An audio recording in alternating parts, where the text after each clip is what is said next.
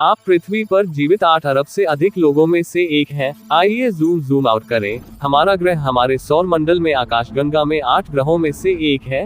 हमारा पड़ोस लगभग 4000 में से एक है और अब तक हम जो जानते हैं उसके अनुसार अरबों आकाशगंगाएं हैं पूरे ब्रह्मांड में, जो स्वयं भी बढ़ रहा है। इसकी अत्यधिक संभावना नहीं है कि हम ब्रह्मांड में एकमात्र जीवित प्राणी हैं। निश्चित रूप से यहाँ कोई अन्य रहने योग्य ग्रह होना चाहिए जहाँ दृढ़ विरोधाभास आता है। इस विचार का नाम एनरियो फरमन नामक एक व्यक्ति के नाम पर रखा गया है।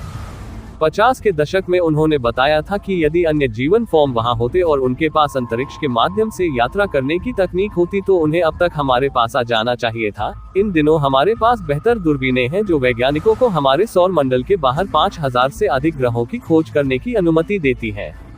इन वर्षों में अभी भी जीवन का कोई संकेत नहीं है। मेरे विरोधाभास के लिए कई समाधान सुझाए गए हैं। ये बाहरी दुनिया के प्राणी मैत्रीपूर्ण बातचीत के लिए बहुत दूर हो सकते हैं। हमने इसे फिल्मों में देखा है। अंतरिक्ष यान सितारों के बीच उतनी ही आसानी से यात्रा करते हैं जितनी आसानी से राजमार्ग पर कारें चलती हैं। लेकिन वास्तव में अंतरिक्ष के माध्यम से रास्ता बनाना एक धीमी और बोझिल प्रक्रिया है। यहाँ तक कि हमारे सबसे तेज रॉकेट को पास के तारे तक पहुँचने में हजारों साल लगेंगे। जब आप ब्रह्मांड की विशालता को जोड़ते हैं तो ये सबसे बड़े ब्रह्मांडीय घास में एक जीवित सुई खोजने की कोशिश करने जैसा है। अब ढेर उपलब्ध है। हम आसानी से ब्रह्मांड में उभरने वाली पहली सभ्यता बन सकते हैं। यह एक अकेला विचार है और यह हम पर बहुत दबाव भी डालता है। अगर हम अकेले हैं तो हमें अपने ग्रह पर जीवन को संरक्षित करने की आवश्यकता है, सिर्फ इसके लिए नहीं, हमारी खातिर, बल्कि इसलिए भी कि अगर हम मिट जाते हैं तो सारा जीवन हमारे साथ ही मिट जाता है। ब्रह्मांड अरबों वर्षों से अस्तित्व में है, लेकिन हमारे जैसा बुद्धिमान जीवन उस समय के एक छोटे से हिस्से के लिए ही अस्तित्व में है। शायद हम अभी शुरुआती ब्लूमर्स हैं जो किसी और का इंतजार कर रहे हैं। इस सिद्धांत का समर्थन करने के लिए 2015 में हबल स्पेस टेलीस्कोप का उपयोग करके अध्ययन किया गया था और इससे पता चला कि सभी दुनियाओं में से केवल 8% ही पृथ्वी जितनी पुरानी है, बाकी सभी बहुत छोटी हैं और जीवन के पनपने के लिए अपने विकास में अभी भी उस बिंदु तक नहीं पहुंचे हैं। ये भी संभावना हो सकती है कि हमारे गैलेक्टिक रिश्तेदार हमें दूर से देख रहे हैं। हो सकता है कि किसी अन्य ग्रह का वैज्ञानिक अभी आदिम जीवन रूपों के रूप में अध्ययन कर रहा हो। आप परेशान नहीं करना चाहेंगे, हम अभी भी उसी तरह से हैं जैसे हम विज्ञान कक्षा के दौरान चींटी फार्म में चींटियों को देखते हैं। शायद वे हमारे साथ बातचीत करने के लिए तैयार नहीं हैं क्योंकि उन्होंने हमारे मीटअप के लिए एक सटीक सही समय की गणना की है, इसलिए वे निष्क्रिय पड़े हुए हैं, शीत निद्रा की स्थिति में हैं और ऐसा करना उनके लिए सही हो सकता है। इसलिए चीजों में जल्दबाजी क्यों करें जब हमारे सामने अनंत काल है। ये भी विचार है कि हमारा ग्रह और अमेरिकी मानव इतने अच्छे नहीं हैं कि दूसरों के साथ खेल सके और न ही ऐसा करेंगे जब तक हम इतने विकसित नहीं हो जाते कि गैलेक्टिक हाई स्कूल की वरिष्ठ कक्षा में स्वागत किया जा सके, या शायद जीवन हमारे विश्वास से अधिक नाजुक है। 2016 के एक अध्ययन से पता चला है कि यह किसी ग्रह के शुरुआती वर्षों में होता है जहां जीवन अपना रास्ता बनाता है। तभी ग्रह ठंडा होता है, पानी बनने के लिए पर्याप्त है, लेकिन ग्रीनहाउस प्रभाव के कारण ये स्थितियां लंबे समय तक नहीं रह सकती हैं। इसलिए भले ही ब्रह्मांड में कभी कभार जीवन रहा हो, ये कभी भी उस स्तर तक विकसित नहीं हुआ जहां ये हमसे संपर्क कर सके। और क्या होगा यदि जीवन की अंतिम परीक्षा बहुत आती है। बाद में कई विचारकों का मानना है कि सभ्यताएं अपने तकनीकी विकास के कुछ बिंदुओं पर खुद को नष्ट कर लेती हैं और यह हमारे लिए भी एक संभावित भविष्य हो सकता है। हम अभी तक वहां नहीं हैं। शायद हम प्रौद्योगिकी को इतना स्मार्ट और इतना शक्तिशाली बना देंगे कि अगर यह हमारे साथ घटित हो सकता है तो हम पर हावी हो सकता है। भला कौन कह सकता है कि अन्य ग्रहों पर अतीत में अन्य प्रजातियों के साथ ऐसा नहीं हुआ। इन सभी सिद्धांतों के बीच एक संभावना है जो गंभीर और गहन दोनों है। हम वास्तव में ब्रह्मांड में अकेले हो सकते हैं हमेशा के लिए। शायद जीवन के लिए स्थितियां इतनी दुर्लभ हैं कि पृथ्वी शून्यता के विशाल रेगिस्तान में एकमात्र नखलिस्तान है। दृढ़ विरोधाभास का सबसे डरावना उत्तर हालांकि एक नाम है और इसे द डार्क फॉरेस्ट थ्योरी कहा जाता है। ये पहली बार 1980 के दशक में दिखाई दिया था। इसके अनुसार ब्रह्मांड यह एक प्रेतवादित जंगल का एक विशाल संस्करण है और अन्य प्रकार के जीव वहां लुका छिपी का खेल खेल रहे हैं। ये पृथ्वी पर सबसे योग्य इतिहास के अस्तित्व का विस्तारित संस्करण है। ये दर्शाता है कि कम तकनीकी रूप से उन्नत समूह आमतौर पर अधिक मिलने पर बदतर स्थिति में पहुंच जाते हैं। उन्नत तकनीक में भारी अंतर के कारण अक्सर ऐसी स्थिति पैदा हो जाती है जहां पहले हमला करना सबसे अच्छा विकल्प लगता है।